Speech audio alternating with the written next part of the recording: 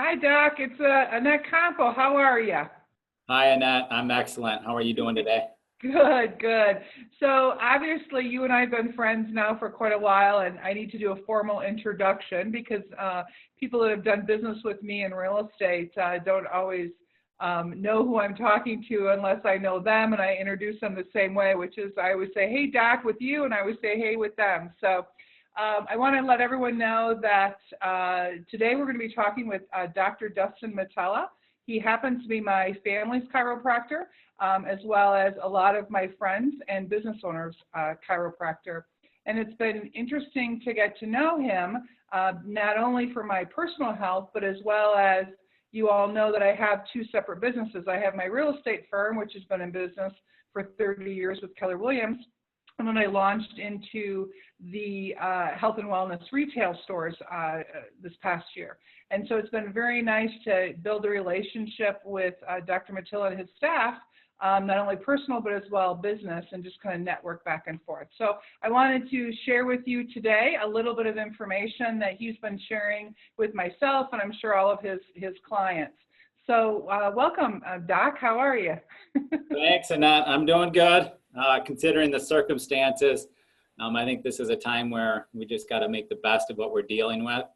And I think that's kind of what spurred the conversation was, what can we do now, considering the unique situation that we're in, to remain positive and come out of this in better shape than what we came into it as. Yeah, one of the things that you and I talked about, especially in my world, is stress. And I know that, transitioning home and working home and then running a business, I was having trouble with my shoulders and I was having trouble with my neck. And it was funny that yesterday you actually sent an email out to us about the tech neck, which I thought was amazing, but it was exactly what was going on. So, kind of looking at what stress does to our body, what are some things that we can do to either relieve or put us in a better situation? Yeah, absolutely. I mean, that's a great question. I think right now, what we're dealing with is probably one of the most stressful situations a lot of us can say that we've had get thrown in our face this quickly. And when you think about the stress response in the body, there's a ton of things that occur. The main physiological response that happens in the body when our stress level goes up, when we're dealing with a health crisis like we are right now, is the release of cortisol. Cortisol comes from the adrenal glands. Everybody's probably heard of it, but the impact of cortisol on the body is significant when it's at extremely high levels for a long period of time. So when we think about cortisol, some of the negative effects of long-term high levels of cortisol would be anxiety, weight gain, mood swings. We can actually become more susceptible to infections. So actually more likely to get sick when your cortisol level is high due to stress. High blood pressure, an increase of muscle pains and muscle stress and muscle tension. And those are all things that happen in the body as in terms of symptoms. And then when we look a little bit higher picture, bigger picture, high cortisol levels decreases the immune function. It decreases reproductive function, and it also downregulates the gut health as well. So when we think about cortisol, there's different things that we can talk about in terms of solutions to bring that back down. So if you want, I can touch on some of those things that I recommend regularly for people to stay healthy during this kind of a situation.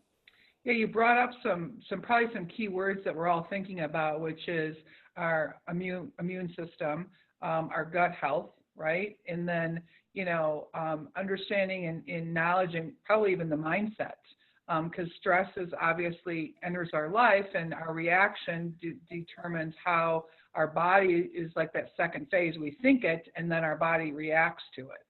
And so what are some things that we can do to kind of assist ourselves so we put ourselves in a better situation for less side effects from stress? Yeah, absolutely. Believe it or not, one of the things that can have an immediate impact on cortisol levels and stress in our body is our diet and the foods we eat. So sometimes, you know, we when we're stressed out, we go to what's easy, what's fast, what makes us feel good. But what we want to focus on are whole foods. Lots and lots of greens, kale, spinach, broccoli, asparagus are going to be excellent. Fruits and vegetables. And then also eliminating as much as you can grains and dairy. Grains and dairy are both acidic, and they damage and decrease gut function. So the other things we want to focus on are grass-fed beef for your proteins, wild fish. I use the acronym SMASH. Salmon, mackerel, anchovies, sardines, and herring are the sources you want to go to for high quality fish and fats. And then also in terms of gut health, and I know Annette, you talk a lot about this in your store, fermented foods are excellent. So your kombucha, kimchi, sauerkraut, and kefir is good for probiotics. And then when we think about probiotics, it's actually a bacteria that lives in our GI system, helps to regulate immune function. We also want to feed those probiotics or feed those bacteria with what we call prebiotics. And a couple of really good sources would be onions and garlic. So make sure you're cooking with a lot of onions and garlic as well to keep those probiotics healthy. Other things I recommend in terms of outside of diet would be, like you mentioned earlier, you know, having a positive mindset. I think that's extremely important and undervalued. I think practicing daily gratitude can change a person's life in 30 days. I really believe that. So one of the things that I will do is I'll write down daily, you know, 3 things I'm grateful for first thing in the morning. And I challenge everyone that's listening to do that as well. Write it down, at least 3 to 5 things first thing in the morning, you know, even before you get out of bed. And that just helps to set the mindset. And you will become more appreciative and look for the good rather than getting stressed and focused on what's not going how you want it to. I love that. You know, I always talk to you about mindset and the power of the mindset. So when someone else is like singing the song that I always sing, I get really excited. You know, I shared your green smoothie recipe, I believe a couple months ago on my newsletter. And so I may throw that in when we send out this video, you know, besides the stretching exercises that you sent over to make sure we get out to the people. But that green smoothie, it almost meets exactly what you said is the best thing that we could do. Now, are you suggesting that we maybe make that smoothie once a day, or how many times a day can we drink something like that? You can do it more than once a day. I think what's realistic for most people is try to work up to once a day. It's a lot of greens. You drink it for the nutrition side of things. It is not a fruity tooty smoothie. I will tell you that right now. You're doing good. No umbrellas. There's no umbrellas or anything fun in that smoothie. 100% health.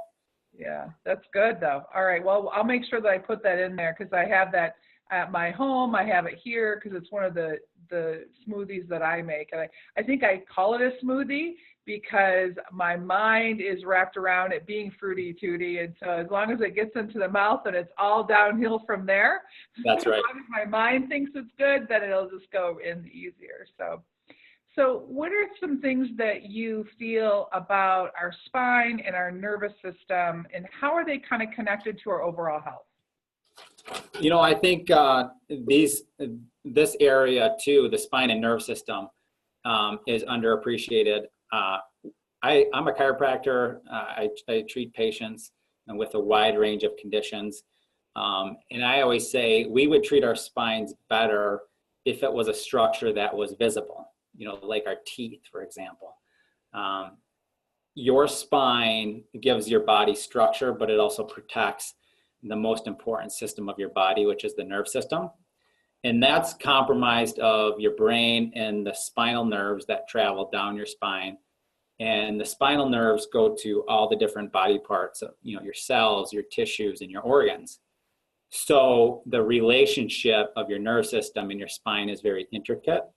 And what we know is when your spine is either out of alignment, any one of the 24 vertebrae in your spine, or there's an area that is not moving correctly, this can lead to a disruption of the communication process from your brain to your body. And so what's important is that your spine function is working really well so that you have 100% communication from your brain to your body that's uninterrupted, because symptoms can start to show up if your spine is lacking in function, whether it be in the neck, the mid-back, the lower back. And during times of stress, we see more and more symptoms related to the spine lacking function because of the relationship of the nerve system and the spine. So I always teach in my office spinal hygiene exercises, which Annette, you're going to send the link with the video.